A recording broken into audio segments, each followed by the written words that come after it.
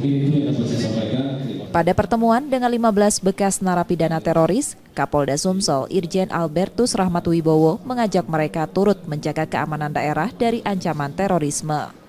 Bekas napiter dapat menjadi contoh teman mereka yang masih menjadi teroris kembali berikrar setia pada NKRI dan dapat memberi pemahaman pada masyarakat terkait bahaya radikalisme.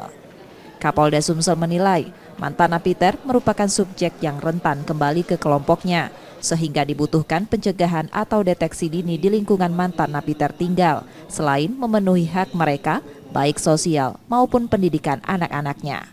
Menyatakan sudah berikrar untuk cinta Indonesia berdasarkan Pancasila dan Undang-Undang Dasar 1945. Dan mereka sekarang ikut bersama-sama dengan Polri di bawah pengendalian Bapak Dirjen dan stakeholder yang lain untuk menyebarkan kebaikan, kecintaan kepada negara.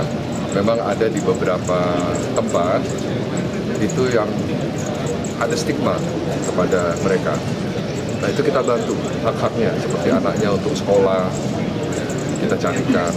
Karena anak-anaknya pun merasa ada label yang menempel bahwa saya ini anak mantan narapidana terorisme. Tapi mereka sudah kembali sebagai warga negara biasa yang memiliki hak yang sama dengan warga negara yang lain. Salah satu mantan napiter asal Kabupaten Ogan Komering Ilir, Tony, mengakui awalnya mendapat penolakan sosial karena stigma negatif dari masyarakat. Namun sosialisasi yang dilakukan pihak terkait ke masyarakat, ia dapat diterima dan berinteraksi baik di lingkungannya. Awal ia terpengaruh radikalisme dari salah satu kelompok keagamaan.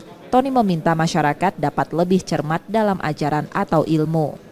Awalnya masyarakat itu membenci, tapi lalu anggota Bapak polisi itu datang ke kepala desa, silaturahmi menyuruh kami untuk ikut kalau ada kegiatan. Jadi alhamdulillah sekarang kami dipilih oleh masyarakat menjadi ketua RT di sana. Besar Pak, karena dulu kami itu menganggap negara ini negara yang salah, negara kafir. Tapi ketika kami diskusi dengan Bapak polisi, diskusi bahwa negara ini dibangun oleh pahlawan dengan darah mereka, dengan nyawa mereka. Maka dari itulah kami mulai sadar bahwa negara ini negara yang harus dibangun, bukan yang malah yang harus dihancurkan. Masyarakat juga perannya berpengaruh dalam melindungi mantan napiter agar tak mengulangi hal serupa dan meningkatkan kesadaran cinta tanah air. Reski Oktora, Muklas Diferensial, Kompas TV, Palembang, Sumatera Selatan.